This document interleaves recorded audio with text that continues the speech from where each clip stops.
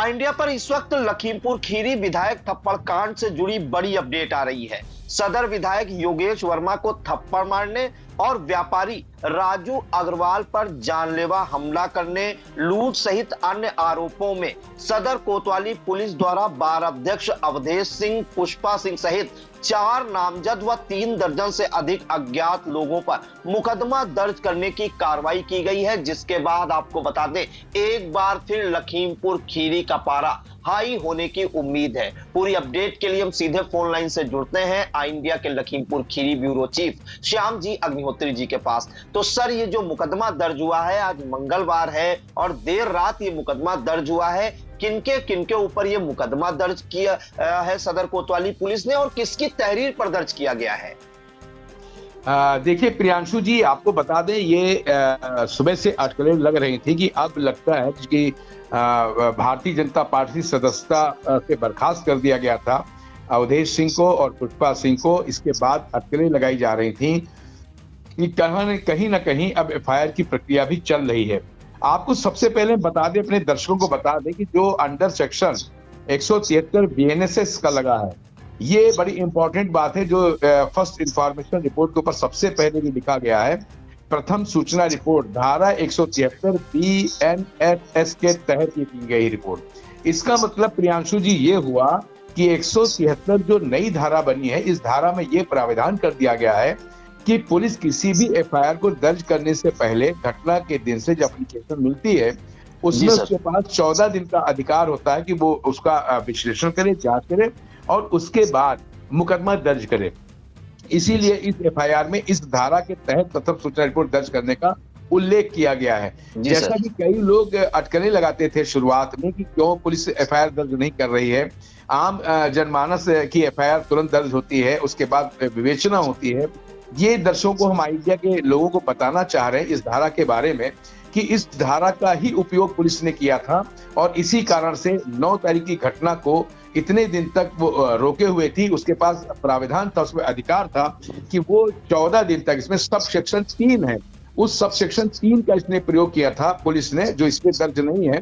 लेकिन जो अध्ययन हमारे इंडिया के लोग, जो हमारे अधिवक्ता विद्वान बताया है जिन लोगों ने, उस कारण से लग रहा था, इसी कारण से इतने दिन से ये जांच रुकी हुई थी। 14 दिन का अधिकार था पुलिस के पास, क्योंकि इस बीच में ये भी हो सकता था कि विपक्षी पार्टियां या जो लोग रिपोर्ट दर्ज कराना चाह रहे हैं वो कोर्ट में भी जा सकते थे।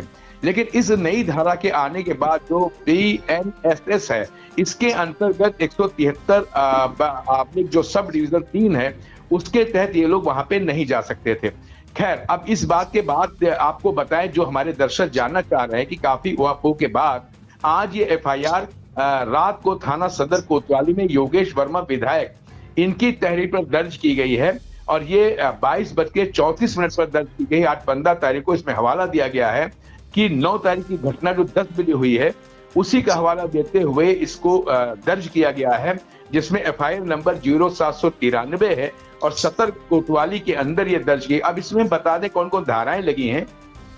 ये इसका जिक्र करने से पहले हम ये भी बताना चाह रहे हैं कि किन किन लोगों के ऊपर ये मुकदमा दर्ज कर लिया गया है। जो नामजद लोग हैं, उसमें सबसे पहले हम आपको बताना चाहेंगे कि धारा जो बीएनएस की नई बनी 2023, इसके अंतर्गत ये मुकदमा दर्ज किया गया है और इसमें धारा जो लगाई गई सबसे पहले वो 189 सब डिविजन 2 लगाया गया है। उसके अलावा धारा बीएनएस की 2023 की 115(2) ये लगाई गई है। 351 सब डिवीजन धारा जो इसकी है 2, उसके तहत मुकदमा दर्ज किया है। 352 दर्ज की गई है।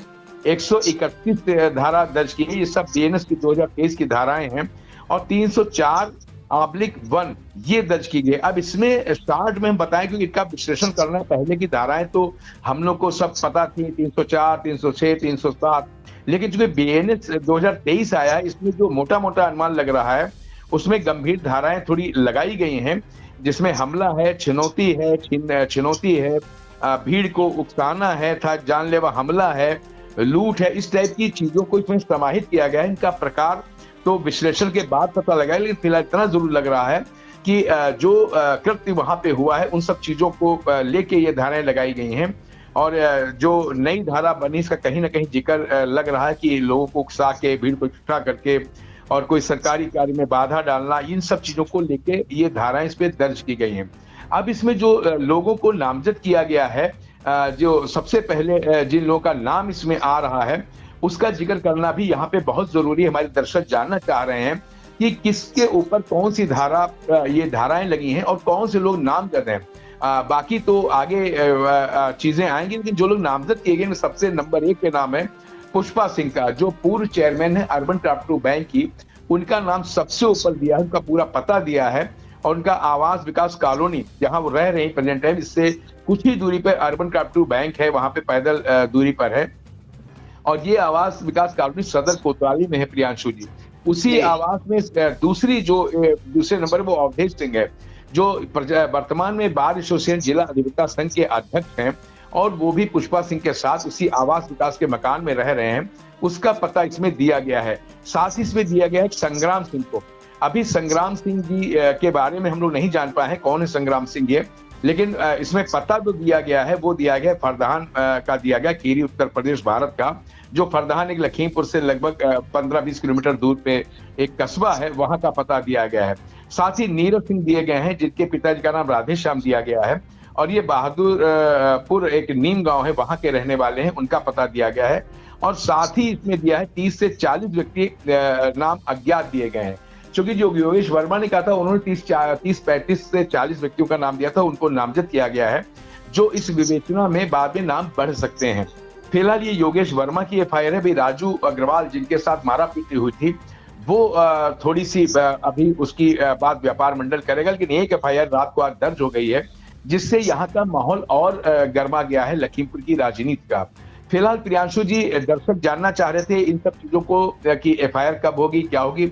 अब देखा जाए तो योगेश वर्मा ने जो अपनी मांग रखी थी वो उनकी दूसरी मांग भी पूरी हुई। पहली मांग की थी पार्टी से इन लोगों को निष्कासित किया जाए, वो सरकार ने मान ली थी, का शीर्ष नेतृत्व भारतीय जनता पार्टी उसने मान लिया। और दूसरा जो ये हुआ, इसमें जो पहले से आइडिया बता रहा था कि विवेचना और जो धारा बीएनएसएस की नई है 173/3, उसके तहत ये विवेचना रुकी थी। हमारे दर्शक जानना चाह रहे थे कि क्यों पुलिस इतनी जल्दी, जब सबकी एफआईआर नोट करती है तो एफआईआर नोट करनी चाहिए, विवेचना बाद में होनी चाहिए, लेकिन नहीं।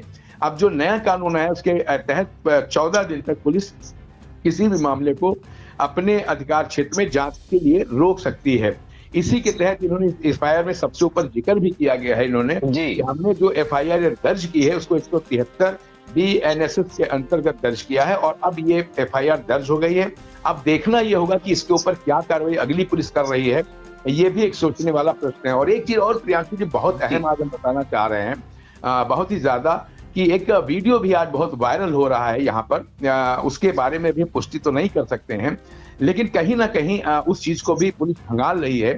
और जैसा कि हमें लग रहा सूत्रों से कि पुलिस ने आज जो जांच की है घटनास्थल की, चाहे ऊपर से इसका प्रेशर हो या पार्टी लेवल से हो या शीर्ष नेतृत्व का हो या सरकार का हो, योगी आदित्यनाथ का निर्देश हो, कि इसकी तह में जाना है। और तह में जाने के साथ साथ एक फोटो इनका कई विधायकों के साथ वायरल हो रहा है यहाँ पर। फोटो की पुष्टि हम नहीं कर सकते कि वो पुराना है कि नया है, लेकिन उसमें केशव प्रसाद मौर्य और कई और विधायक खड़े हुए हैं। कब का है ये इसकी पुष्टि नहीं, लेकिन फिलहाल हमें लग रहा कहीं ना कहीं से दबाव था। तो आज जो माहौल आया है कि कई आसपास के सीसीटीवी फुटेज भी खंगाले गए हैं और उनकी भी जानकारी पुलिस ने ली है। कहीं ना कहीं वो चीजें भी बहुत ही ज्यादा गंभीर हैं और जब वो सामने आएगी तो अपने दर्शकों को उन चीजों के बारे में भी बताया जाएगा। जब पुष्टि होगी तो उन चीजों के बारे में भी बताया जा सकता है। जी प्रियांशु जी बिल्कुल, बड़ी खबर इस वक्त आ रही है यूपी के लखीमपुर खीरी विधायक थप्पड़ कांड से जुड़ी हुई, जिसमें बताया जा रहा है कि मंगलवार की देर रात सदर कोतवाली में मुकदमा दर्ज किया गया है और सदर विधायक योगेश वर्मा की तहरीर पर जो अर्बन कोऑपरेटिव बैंक की पूर्व चेयरमैन है पुष्पा सिंह, उनके पति बार अध्यक्ष अवधेश सिंह, संग्राम सिंह, नीरज सिंह सहित 30-40 अज्ञात व्यक्तियों के खिलाफ मुकदमा दर्ज करने की कार्रवाई की गई है पुलिस द्वारा। और इसमें जो धाराएं लगाई गई हैं वो भी हम आपको एक बार बता देते हैं। बीएनएस की धाराएं 189(2), 115(2), 351(2), 352, 131, 304(1), यानी कि विधायक को थप्पड़ मारने के साथ आपको बता दें, इसके अलावा जो व्यापारी नेता और भारतीय जनता पार्टी के नेता है राजू अग्रवाल को गंदी गंदी गालियां देना, जानलेवा हमला करना, साथ ही उनके जो सोने की चेन पड़ी थी गले में उसको भी छीन लेने की बात कही गई है इस तहरीर में, जिसके बाद पुलिस ने छठे दिन आज मुकदमा दर्ज करने की कार्रवाई की है और देर रात कार्रवाई की है, जिसके बाद आपको बता दें कि लखीमपुर का माहौल एक बार फिर से गर्म हो गया है। और पहली जो मांग थी विधायक योगेश वर्मा की कि पुष्पा सिंह और अवधेश सिंह को पार्टी से निष्कासित किया जाए, तो पहले उनको निष्कासित किया जा चुका है भारतीय जनता पार्टी से एक दिन पहले, पुष्पा सिंह, अवधेश सिंह, ज्योति शुक्ला और अनिल यादव को। और आज दूसरे दिन लगातार देर रात बड़ी कार्रवाई हुई है। सदर कोतवाली में 4 लोगों के खिलाफ जो है नामजद मुकदमा दर्ज हुआ है, वहीं 30-40 अज्ञात व्यक्तियों के खिलाफ मुकदमा दर्ज हुआ है, जिसके बाद तमाम तरह की चर्चाएं हो रही हैं। लोग इसे इस तरह से जोड़कर भी देख रहे हैं कि ये जो लड़ाई थी कुर्सी की लड़ाई से ज्यादा वर्चस्व की जंग हो गई थी, उसमें कहीं ना कहीं विधायक योगेश वर्मा की जीत होती दिखाई दे रही है। फिलहाल इस मामले में आगे क्या कुछ घटनाक्रम होता है, अगले दिन क्या कुछ निकल कर आता है, वो भी हम दर्शकों तक जरूर पहुंचाएंगे। फिलहाल आपको बता दें कि हर एक अपडेट से इंडिया रूबरू करा रहा है दर्शकों तक छोटी बड़ी हर जानकारी इस घटनाक्रम से जुड़ी पहुंचा रहा है और आगे जो भी होगा वो भी हम दर्शकों तक जरूर पहुंचाएंगे। फिलहाल सर इस मामले पर बराबर नजर बनाए रखिए, हम आपसे फिर फोन लाइन से जुड़ेंगे अगर जरूरत पड़ी तो। और आपका इन महत्वपूर्ण जानकारी के लिए बहुत बहुत धन्यवाद। धन्यवाद प्रियांशु जी, धन्यवाद। आई इंडिया की परफॉर्मेंस का रिपोर्ट कार्ड एनालिसिस रिपोर्ट में गढ़ा गया नया कीर्तिमान। 15 सितंबर से 12 अक्टूबर तक का हाल, 28 दिनों में 30 लाख व्यूज हुए पार, 1.25 लाख घंटे वॉचिंग का ग्राफ, 7500 बने नए सब्सक्राइबर्स, 1 लाख से ज्यादा दर्शक रोज देख रहे आई इंडिया, 5000 घंटे पहुंची डेली वॉचिंग। शुक्रिया हम पर भरोसा जताने का, संकल्प बेहतर से और बेहतर बनाने का। देखते रहिए आई इंडिया, खबर आपकी, नजर हमारी।